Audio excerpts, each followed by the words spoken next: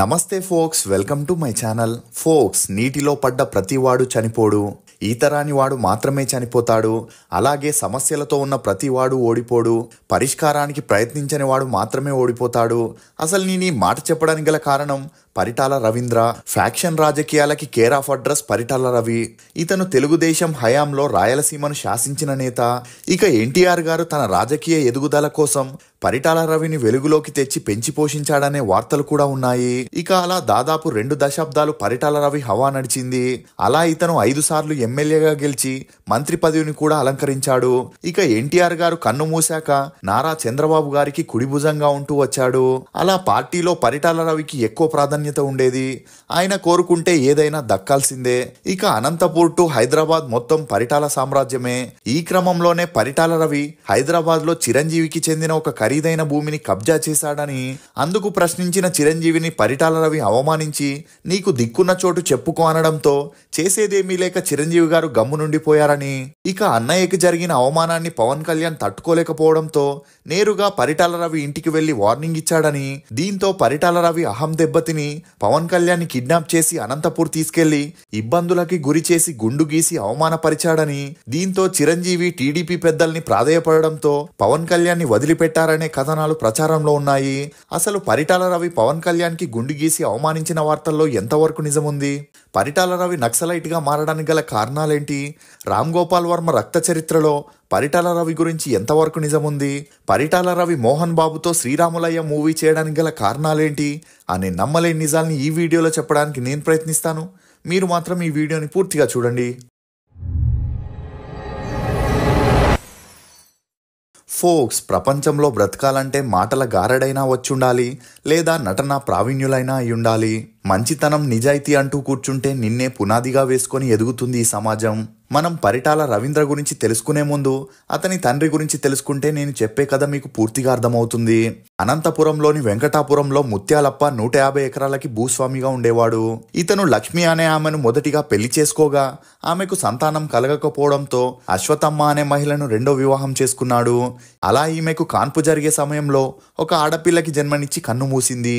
దీంతో చిన్న వెంకటమ్మని 3వ పెళ్లి చేసుకున్నాడు. అలా వీరి అన్యోన్య సంసారానికి జన్మించిన మొదటి కొడుకే శ్రీరాములు. ఇక ఆ తర్వాత నారాయణ, గజ్జలప్ప, సుబ్బయ్య, చిన్న నారాయణ, ఆఖరిగా నారాయణమ్మ అని 6గురు సంతానానికి జన్మనిచ్చారు. ఇక అలా ముత్యాలప్ప సాధారణ జీవితం గడుపుతూ అటు మధ్యల చెరువు నారాయణ రెడ్డితో ఇటు చెన్నారెడ్డితోనూ మంచి స్నేహాన్ని మెయింటైన్ చేసేవాడు. ఇక శ్రీరాములు కూడా తండ్రిలాగే వ్యవసాయం చేసుకుంటూ అప్పుడప్పుడు నాటకాల్లో కూడా నటించేవాడు. ఇక అలా నాటకాలు, రాజకీయాల మీద ఉన్న మక్కువతో 10వ తరగతి చదువులకి ఫుల్ స్టాప్ పెట్టేశాడు. దీంతో శ్రీరాములకి 1952లో తన 17వ ఏటకి నారాయణమ్మ అని తమ బంధువుల అమ్మాయితో పెళ్లి జరిపించారు. అలా వీరి అన్యోన్య సంసారానికి గుర్తుగా 1958 ఆగస్టు 30న పరిటాల రవి, 1960లో పరిటాల హరీంద్ర అనే 2 అబ్బాయిలు కూడా జన్మించారు. ఇక ఇదిలా ఉన్నప్పుడే 1972 తర్వాత వామపక్ష అతివాద భావాలు కలిగి ఉన్న పరిటాల శ్రీరాములు తన భూమిని పేద రైతులకి పంచిపెట్టి పెనుగొండలో ఉండే మిగతా భూస్వాములు కూడా తమ మిగులు భూములను పంచాలనే ఉద్యమాన్ని ప్రారంభించాడు. ఇక అలా పేద రైతులతో కలిసి మిగులు భూములను ఆక్రమించడం మొదలెట్టాడు.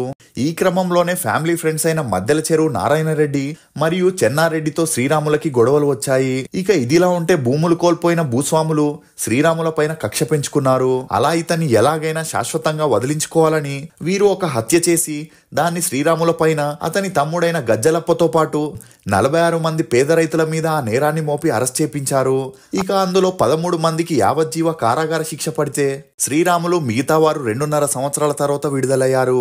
ఇక అప్పటికే తమ భూములన్నీ పేద రైతులకి దానం చేయడంతో శ్రీరాములు ఇంటి ఆర్థిక పరిస్థితులు దారుణంగా మారాయి. దీంతో ఎలాగైనా డబ్బు సంపాదించాలని నాటుసార తయారీలో ప్రవేశించాడు. ఇక అలా శ్రీరాములకి సిద్ధప్ప అనే వ్యక్తితో మంచి పరిచయం ఏర్పడింది. దీంతో కొద్ది రోజుల్లోనే సిద్ధప్ప శ్రీరాములకి రైట్ హ్యాండ్ గా మారాడు. ఇక అలా నాటుసార వ్యాపారం చేస్తూ పరిటాల శ్రీరాములు ఆర్థికంగా బలపడ్డాడు.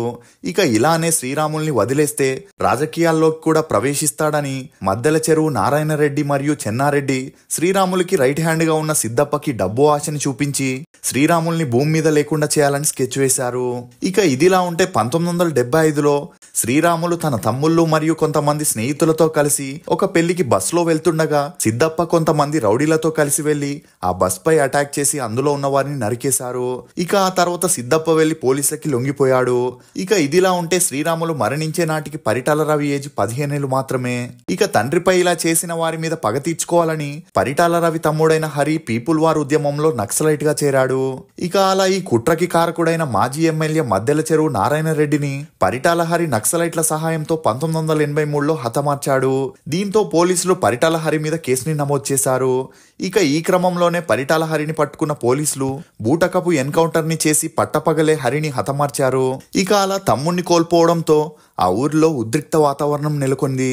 అలా ఈ ఎన్కౌంటర్ కి సహకరించిన కొంతమంది మీద పగ తీర్చుకోవాలని పరిటాల రవి 1983లో పీపుల్ వార్ ఉద్యమంలో చేరాడు. ఇక అలా వారి సహాయంతోనే కొంతమందిని హతమార్చాడు.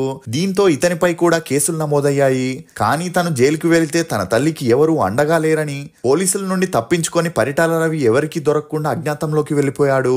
ఇక అలా 3 సంవత్సరాల తర్వాత ఊర్లోకి వచ్చిన పరిటాల రవికి తల్లి తమ బంధువుల అమ్మాయి అయిన సునీత గారితో చాలా సింపుల్ గా 1986లో పెళ్లి జరిపించింది. ఇక ఇదిలా ఉన్నప్పుడే తన తండ్రిని బస్సులో హతమార్చిన సిద్ధప్ప జైలు నుండి విడుదలవుతున్నాడనే విషయాన్ని తెలుసుకున్న పరిటాల రవి నక్సలైట్ల సహాయంతో సిద్ధప్పని లేపేశారు. ఇక అలా పరిటాల రవి A1 గా ఉండడంతో మళ్లీ అజ్ఞాతంలోకి వెళ్లిపోయాడు. ఇక ఇదిలా ఉంటే అప్పటికే తనకి 3 పిల్లలు ఉండడంతో వారిని వదిలి ఎక్కువ రోజులు అజ్ఞాతంలో ఉండలేక మాజీ నక్సలైట్ ఉద్యమకర్త కొండపల్లి సీతారామయ్య గారి సహాయంతో ఈ కేసు నుండి బయటపడి తన ఊరికి వెళ్లడం జరిగింది. అలా అప్పటికే తన ఊర్లో ఫ్యాక్షనిజం ఎక్కువగా ఉండడంతో అక్కడి ప్రజలు బాధపడుతున్నారని తెలుసుకొని పరిటాల రవి దాన్ని నిర్మూలించాలనుకున్నాడు. ఇక అలా చెన్నారెడ్డి కొడుకులైన రమణారెడ్డి అతని తమ్ముడు ఓబుల్ రెడ్డి పెనుగొండ నుండి ధర్మవరపు ప్రాంతాల్లో భూ కబ్జాలు చేస్తూ అక్కడి అమ్మాయిల్ని పాడు చేసేవారు. ఇక ఎమ్మెల్యేగా ఉన్న చెన్నారెడ్డిని పోలీస్ గెటప్ లో వచ్చిన నక్సలైట్లు 1991లో కాల్చేశారు. ఇక అలా ఇతను శ్రీరాములు హత్యకు సహాయం చేసినందుకు గాను ఇలా చేశామని పీపుల్ వార్ పార్టీ వారు ప్రకటించడం జరిగింది. అలా ఆ తర్వాత ఉప ఎన్నికల్లో చెన్నారెడ్డి పెద్ద కుమారుడైన రమణారెడ్డి ఎమ్మెల్యేగా గెలిచాడు. ఇదిలా ఉన్నప్పుడే రాయలసీమలో టీడీపీ పార్టీ తరపున పోటీ చేసేందుకు ఎవరికీ ధైర్యం లేకపోవడంతో ఎన్టీఆర్ గారి దృష్టి పరిటాల రవి మీద పడింది. ఇక అలా రాయలసీమలో టీడీపీ పార్టీ గెలవాలంటే పరిటాల రవి ఉంటేనే సాధ్యమని ఎన్టీఆర్ గారు పరిటాల రవిని పిలిచి నేను నీకు ఎమ్మెల్యే టికెట్ ఇస్తాను, రాజకీయాలకి వస్తావా అని అడగగా అప్పటికే రాజకీయాల మీద ఇంట్రెస్ట్ ఉన్న పరిటాల రవి 1993లో టీడీపీలో జాయిన్ అయ్యాడు. ఇక రాయలసీమలో తను రాజకీయంగా ఎదగాలన్నా తన ప్రాణాలకి ఏ ముప్పు లేకుండా ఉండాలంటే చెన్నారెడ్డి కొడుకుల్ని మరియు మద్దెల చెరువు నారాయణ రెడ్డి కొడుకుల్ని లేపేస్తే సాధ్యమనుకొని పరిటాల రవి మొదటిగా మద్దె చెరువు సూరిని లేపేయాలని ప్లాన్ చేశాడు. ఇక ఇదిలా ఉంటే అప్పటికే సూరి ఇంట్లో ఉన్న టీవీ రిపేర్ అయి మెకానిక్ షాప్ లో ఇవ్వడం జరిగింది. అలా ఈ విషయాన్ని తెలుసుకున్న పరిటాల రవి ఆ మెకానిక్ ని బెదిరించి ఆ టీవీలో ఒక బాంబ్ ని ఫిక్స్ చేయడం జరిగింది. ఇక అలా దాన్ని ఒక అబ్బాయితో సూరి ఇంట్లో ఫిక్స్ చేయించడం జరిగింది. కానీ వారు అనుకున్నట్టు ఆ సమయంలో సూరి ఇంట్లో లేకపోవడం, అతని తల్లి, చెల్లెళ్ళు, తమ్ముళ్ళు, 2 పనివాళ్ళు, పక్కింటి కొంతమంది పిల్లలు ఇంట్లో ఉండడం జరిగింది. ఇక అలా సూరి చెల్లెలు టీవీ ఆన్ చేయగా ఆ బాంబు పేలి అందరూ మృతి చెందారు. దీంతో అందరి చూపు పరిటాల రవి మీదకెళ్ళింది. ఇక అలా సూరికి కొన్ని రోజులు ప్రాణహాని ఉందని తెలుసుకొని అజ్ఞాతంలోకి వెళ్లి సరైన టైం కోసం వెయిట్ చేశాడు. ఇక ఈ ఇన్సిడెంట్ తో పరిటాల రవిపై జనాల్లో చాలా నెగిటివిటీ వచ్చిందని చెప్పొచ్చు. అయినా ఇదంతా పట్టించుకోకుండా ఎన్టీఆర్ గారు 1994లో టీడీపీ నుండి ఎమ్మెల్యేగా పరిటాల రవికి టికెట్ ఇవ్వగా పెనుగొండ నుండి పరిటాల రవి మెజారిటీతో గెలిచాడు. ఇక అలా గెలిచిన మొదటిసారికే ఎన్టీఆర్ గారు పరిటాల రవికి కార్మిక శాఖ మంత్రి పదవినిచ్చారు. ఇక ఇదిలా ఉంటే 1995లో టీడీపీ పార్టీ సంక్షోభంలో పడడంతో చంద్రబాబు గారు సీఎం అయ్యారు. ఇక ఎప్పుడైతే ఎన్టీఆర్ గారు 1996లో కన్ను మూశారో అప్పటి నుండి పరిటాల రవి చంద్రబాబుకి నమ్మకస్తుడిగా ఉంటూ తన వంతు సేవను చేస్తూ 1996లో ఓబుల్ రెడ్డిని లేపేయడం జరిగింది. ఇక ఇదిలా ఉంటే అప్పటికే భూ కబ్జాలు, దందాలు చేసి ఆర్థికంగా బాగా సంపాదించుకున్న పరిటాల రవికి తన తండ్రైన శ్రీరాములు గురించి ఒక మూవీ చేయాలని, అతని స్టోరీని ప్రజలకి తెలియజేయాలని ఇంట్రెస్ట్ పెరిగింది. దీనికోసం తన కూతురు పేరు మీదుగా స్నేహలత పిక్చర్స్ అనే బ్యానర్ ని స్థాపించి మోహన్ బాబు హీరోగా, సౌందర్య హీరోయిన్ గా శ్రీరాములయ్య అనే మూవీని స్టార్ట్ చేయాలని 1997 నవంబర్ 1న రామానాయుడు గారి స్టూడియోలో మూవీ ఓపెనింగ్ ని చేయాలనుకున్నారు. ఇక ఈ విషయం సూరికి తెలిసి పగ తీర్చుకోవడానికి ఇదే సరైన సమయమని రామానాయుడు స్టూడియో గేట్ దగ్గర బాంబ్ ని పెట్టడం జరిగింది. ఇక అలా పరిటాల రవి కాన్వాయ్ గేట్ దగ్గరికి రాగానే బ్లాస్ట్ అయి అక్కడున్న జనాల్లో 26 మందికి పైగా ప్రాణాలని కోల్పోయారు. ఇక పరిటాల రవికి ముఖంపై గాయాలయ్యాయి. దీంతో ఇతన్ని ఇమ్మీడియట్ గా నిమ్స్ హాస్పిటల్లో చేర్పించారు. ఆ తర్వాత పోలీస్ ఇన్వెస్టిగేషన్ లో సూరియే ఇదంతా చేశాడని తెలుసుకొని అతన్ని అరెస్ట్ చేసి కోర్టులో సబ్మిట్ చేయడం జరిగింది. ఇక అలా కోర్టు ఇతనికి యావజ్జీవ కారాగార శిక్షను విధించింది. ఇక ఇదే సమయంలో చిరంజీవి గారు ఒక స్టేట్మెంట్ ని మీడియాలో వదిలారు. అదేంటంటే ఫ్యాక్షనిస్టులందరూ వచ్చి సినిమా ఫీల్డ్ లో హింసా సంస్కృతిని తెస్తున్నారు, ఇది మంచిది కాదు అని చెప్పడంతో ఈ వార్త వైరల్ అయి పరిటాల రవి దాకా వెళ్లడంతో వీరిద్దరికి అప్పటి నుండి మనస్పర్ధాలు మొదలయ్యాయి. ఇక ఇదిలా ఉంటే పరిటాల రవి అనుకున్నట్టే శ్రీరాములయ్య మూవీ షూటింగ్ ని కంప్లీట్ చేసుకుని ఈ మూవీ 1998 ఆగస్టు 8న రిలీజ్ అయి ఓకే టాక్ తెచ్చుకుంది. ఇక అలా చంద్రబాబుకి రైట్ హ్యాండ్ గా ఉంటూ అనంతపూర్లో కొన్ని అభివృద్ధి కార్యక్రమాల్ని కూడా చేయడం జరిగింది. ఇక 2004లో జరిగిన అసెంబ్లీ ఎన్నికల్లో పెనుగొండలో సూరి భార్య భానుమతి గారు కాంగ్రెస్ తరపున పరిటాల రవి మీద పోటీ చేసి ఓడిపోయారు. కానీ 2004లో వైఎస్ రాజశేఖర రెడ్డి గారు అధికారంలోకి రావడంతో పరిటాల రవి మీద ఉన్న పాత కేసులను తిరిగేశారు. అంతేకాకుండా కొత్త ప్రభుత్వంలో పరిటాల రవి అనుచరులు ఒక్కొక్కరిగా హత్యకి గురవడంతో పరిటాల రవి తనకి ప్రాణహాని ఉందని సెక్యూరిటీ కావాలని కాంగ్రెస్ ప్రభుత్వాన్ని అడగగా వారు అందుకు స్పందించలేదు.